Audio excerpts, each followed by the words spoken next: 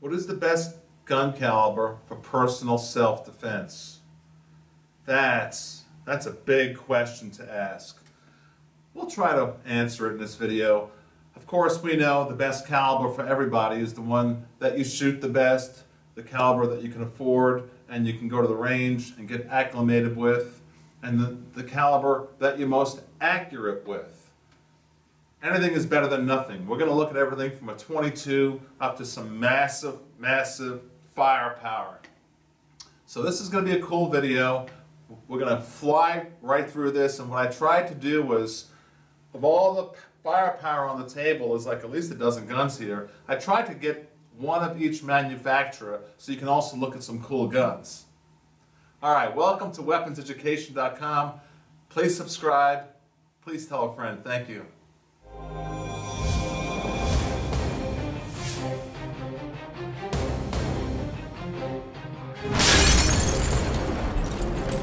Okay, we have a tall order here. What is the best round for personal self-defense? Of course, all rounds kill. This is going to be a cool video, I think. I put a lot into it. Tammy's here. Hi. Hey, I'm happy to be here as always, Tom. Thank you. We all appreciate your help. And let's start the video off with this. Before we look at all the guns, please take a look down here close. We got the new camera here. Hopefully, put it in 1080p. It's brand new with this first new camera here. And we're going to start just to show you the different size rounds. And we're going to go from a .22, and most of you know the different sizes, and you've seen this sometimes in different videos, but I like to just show you this because I think it's really interesting. Here we have a .22, and then we'll put it next to a gun in a moment. Then we have a .380, then we have a 9mm, and then you tell me at the end which round you think is the best all-around best round. I know it's going to get a lot of comments. The 40 cal. There you got right there. Look at the Stouty 45 caliber. Look at that thing. 357 Magnum. There's a 10mm. Oh boy, oh boy. Look at the 44 Magnum. Gosh. I've got a 5.7 in there. And there's a 410 for Taurus Judge. There's a 454 Sol. There's a big boy, a 500 Magnum, and there's a 50 AE. So let's do this. Let's take a look at each gun, each different manufacturer, and talk a little bit about each caliber and even some ammunition. Take a look down here, please. Here's 6 Sauer. One of my favorite guns, this Mosquito. What I like about the .22 is it's great for the range. I do not personally use it for personal self-defense, but there's nothing wrong with using a .22 for personal self-defense. I mean, the mob, they've been using it for years. Well, not for personal self-defense, but for assassination purposes, because they don't want the bloody mess. But they got the privilege of just walking up to someone and just, shooting them behind the head. Kind of nasty. But for personal self-defense, maybe some of you like a .22. There's nothing wrong with it. What I use as far as ammo is the .22 LR CCI mini mags. Now I'll bring ammo into this video a little bit. That's what I use for the range. And those of you who use a .22 for personal self-defense, throw in your comments as to what you think is the best ammo for personal self-defense. Let's move right along here and jump up to a .380, and let's talk about Car Arms. And briefly, Car Arms, you may not realize it, they also own Thompson, who makes the Tommy gun, and they also own Desert Eagle, who makes a 50 AE. This is a Car P380, and the 380 is absolutely no slouch. It's a great pocket pistol, it's a great backup gun, and a lot of ladies keep this in their purse. And as far as ammunition, I'm going to keep coming to this line right here, the Winchester Pdx 1 line. You really should go to Winchester's website and really check it out. They make this Pdx 1 line for pretty much all major calibers. And also go to my SHOT Show 2012 video in which I interviewed one of the gentlemen from Winchester, and he explained all about the Pdx 1 line and how They exclusively made this line for personal self-defense. The talons just totally expand unbelievably. All right, so the 380, what do you think about that? We're going to move along here. Let's talk about the 40, and we have to represent HK. This is an HK P2000 SK model, the 40 caliber. HK is what really got me going in firearms way back when. And then again, here we go, as far as what ammo to use. I like the PDX one line. There's also nothing wrong with the Hornady line or whatever line you like. There's just so many good lines of ammunition in modern day. Here we are in 2012. But here's my representation for a 40 caliber HK. Let's move on up to a 9mm. And of course for a 9mm, where is she? Here she is. Oh, beauty, beauty. Glock 19, huh? Glock 19, I think probably maybe the most famous Glock. It's up there with one of the most famous Glocks. Glock 19 will just never fail. It's super, super high capacity. The price is extremely affordable to shoot 9mm. That comes into play for personal self-defense because you want to go to the range, you want to be acclimated, and you want to be able to hit your target. And that's what it's all about. I mean, if you can't hit your target, the bad guy is what I'm talking about, then it doesn't matter what you're shooting. You can shoot a 500 caliber or a 50 AE, and it doesn't matter if you're going to miss. The 9mm might just be the best all-around round. That's up to you. We'll talk a little bit more about that at the end. Let's move up here now and talk about the 45. And the gun I have to represent a 45 is a Springfield. And I love this. It's called a compact Springfield Xdm. It's the AC 45 ACP Xdm, but it's a 3.8-inch barrel. And this baby holds like 13, 14 rounds. Whew, with the extension on the end here. So the 45 has been around, you know, for as long as we can remember. The 45 has huge stopping power. A lot of people say, well, I'm a big macho guy, I just always want to carry a 45. But you got to remember, the more force that bullet has coming out of that barrel, the more force the gun has and recoil going back towards your hand and pulling you off target. So you really got to practice with your gun. Can you afford to buy enough ammunition for a 45 and go practice regularly, and hit your target? You got to hit the CNS on a human being. If someone's running around with a gun, wielding a gun in a restaurant, and they're a moving target, can you hit your target with a 45? Hopefully. Hopefully, if that's the case, then the 45 is for you. Maybe you should bring it down to a 40 or a 9mm if you need something that doesn't have as much recoil. This is my representation of a 45 Springfield Xdm. Okay, moving on up, let's go to a 357 Magnum, and we have to show a Smith & Wesson revolver for this. This is my pocket pistol, and you've seen this on my channel before if you're a subscriber to Weapons Education. I love this 357. Of course, I also love the 686. This is the 340 model with a scandium frame. It's extremely light, about 13 ounces, and this is something that is for very close range. But the 357 has a lot of recoil, and it's something that is also pricey to shoot and that you want to practice a lot with. So a lot of people do like the 357 for personal self-defense. Let's move on up to a different gun and a different caliber, and you know me, I'm a big, huge 10mm buff. So I have 3 guns and 3 manufacturers to represent 10mm.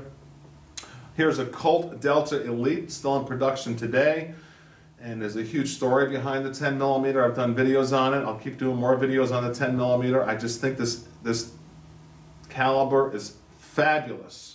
Now, a lot of people are going to talk about over-penetration.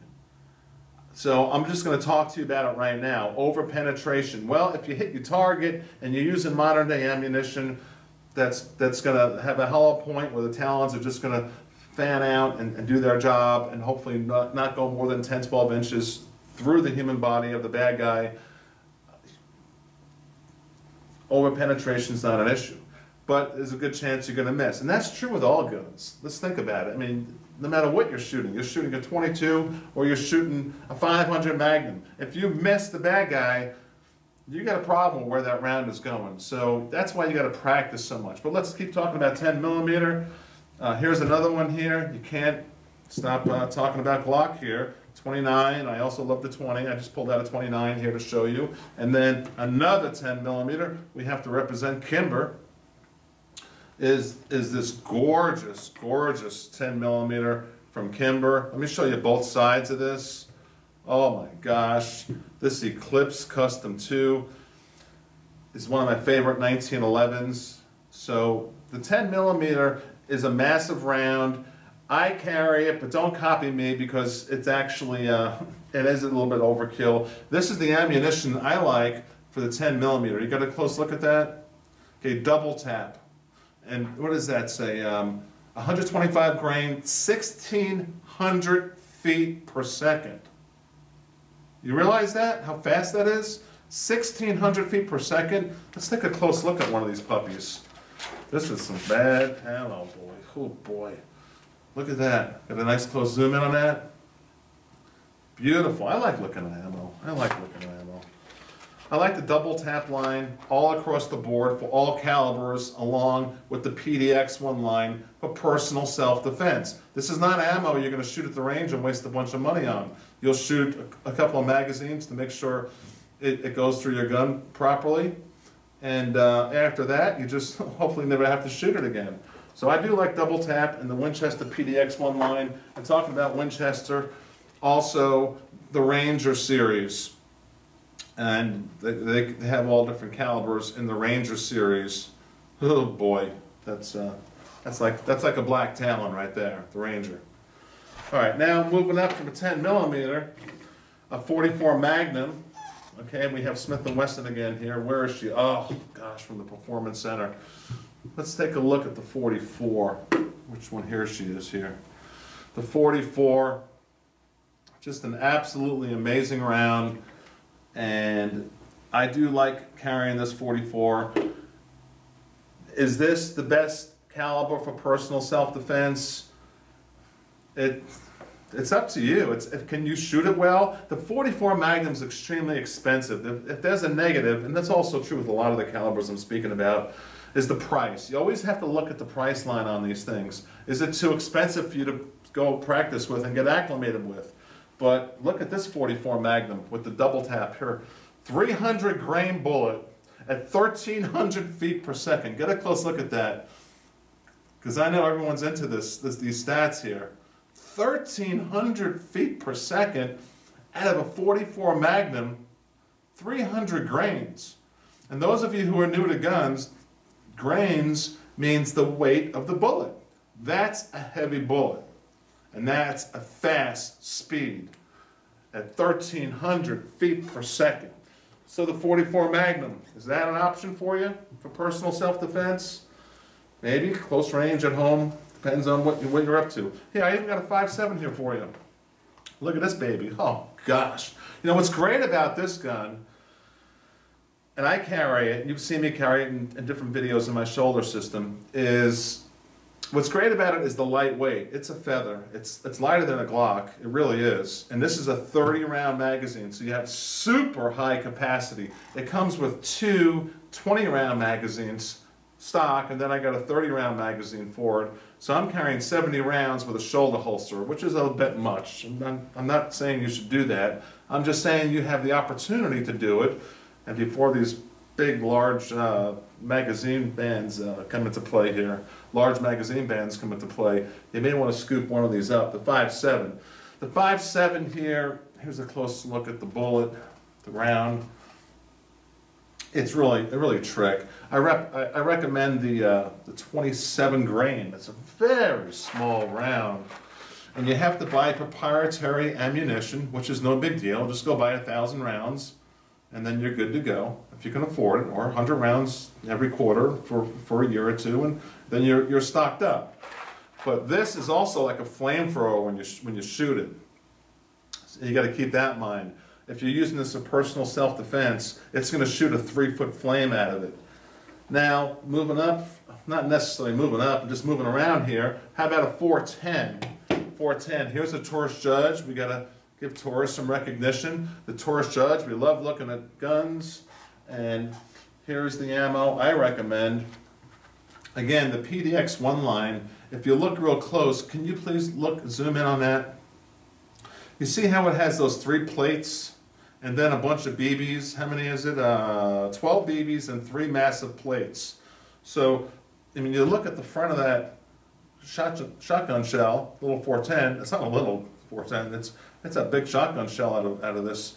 You can see the plate right there. So this is excellent for personal defense, for close-up, in your face, maybe next to your bed or in your purse if you're a lady. You're not going to miss. So the 410 is something I wanted to bring out to you. And now let's move up to, okay, now I have to bring out these big guns because everyone's going to say, well, just carry a 454.